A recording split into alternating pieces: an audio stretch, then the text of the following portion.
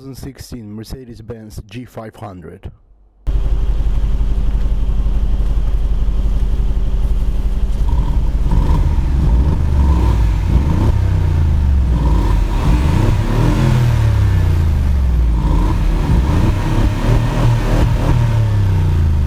You don't need any music for this car. First prototype of G-Wagon was made in 1973 from wood and mud, like any other prototype. After a few years, Mercedes and other two companies got a huge military order from Shah of Iran for 20,000 vehicles and other Middle Eastern countries. G-Wagon was made primarily to cope with sand, more than any other terrain. But then came Iranian Revolution and Shah of Iran disappeared to America, and Mercedes were not fully paid. After a few years, luckily they sold everything. In 1980, Mercedes got Pope to drive it, and it was the best commercial in the world. The name Popemobile came out. Not many people know that fast versions of G-Wagon came in 1980s, not in 2000s. First fast G-Wagon was a support car for mighty 959 Porsche that was following 959 all over the car to help and make a great time for it. Why G-Wagon is so expensive? Because until 90s, officially G-Wagon was never sold in USA. And one company in New Mexico started to import it, heavily modify it and sell it for crazy price of $135,000, and even some modifications cost $200,000. And demand was crazy, it was selling non-stop. In 1993, first G-Wagon with V8 from the factory came out. Then in 2000, first AMG came out. After a few years, all the celebrities and the drug dealers start buying it like crazy. For some, G-Wagon is a fashion statement. For some, it's a financial statement. But almost for everybody, it's a crazy fun vehicle. Car looks that you owe this car a lot of money. That is how it looks. Just like a perfect car for extortioner. Also, same design, aggressive, beautiful, brutal, serial killing design. Bumper here is IMG, it's not original one. And paint Hakimata something, I don't know, am I pronouncing it right, but Hakimata, it costs 10,000 more. And also we have night vision here. I think this car was used for hunting, my opinion, because look at the grills here, also the cage at the back, and the night vision. Who needs night vision? Who will pay for that except the hunters?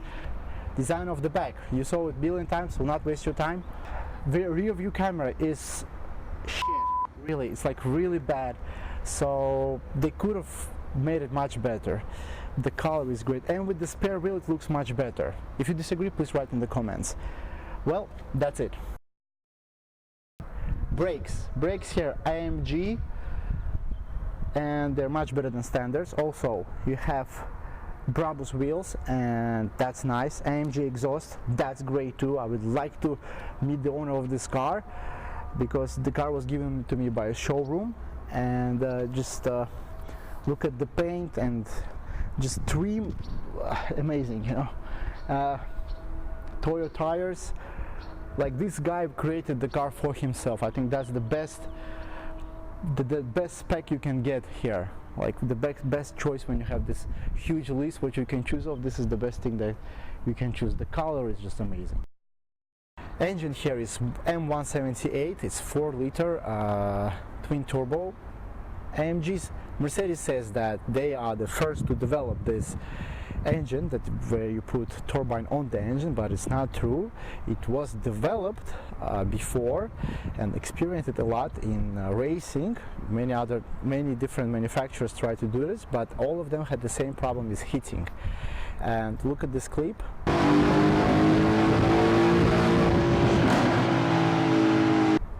This is how the engine overheated, you know, that's why. But here we have these two big boxes that cool oil, cool air, cool water, and helps it to keep it intact. I really like this. what do you call it? I forgot. But I like this shiny thing.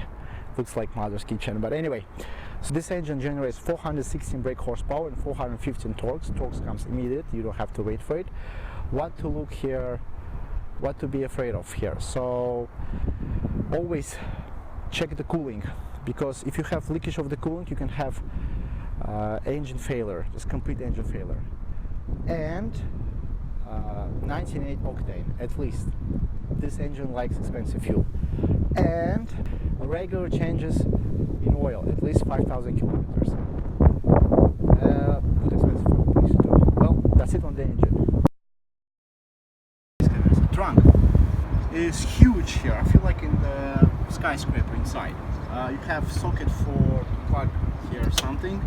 Also Alcantara is until here, and leather is optional.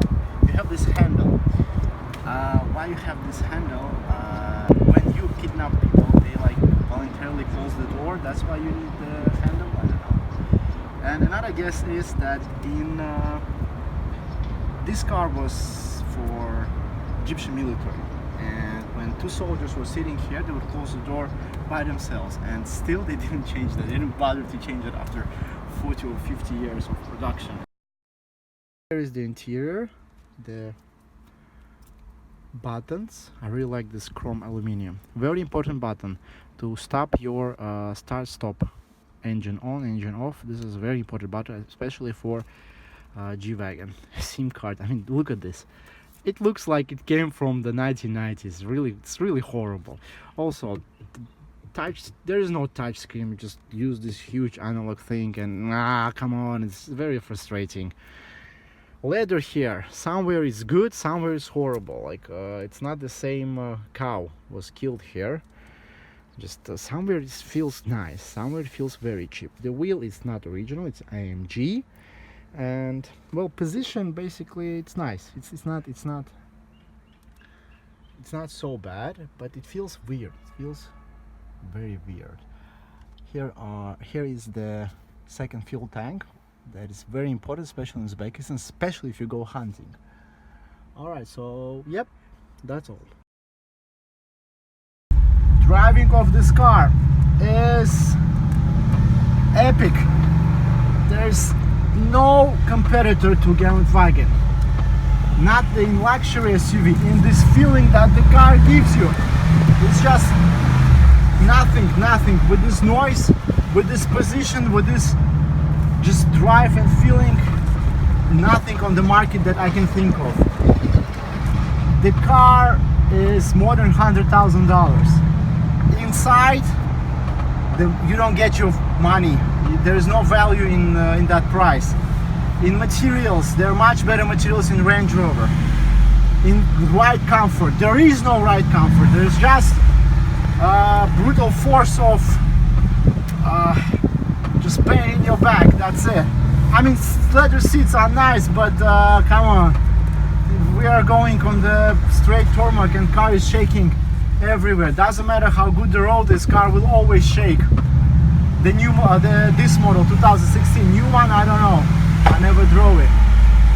And this emotion that the car gives you is just crazy. I mean,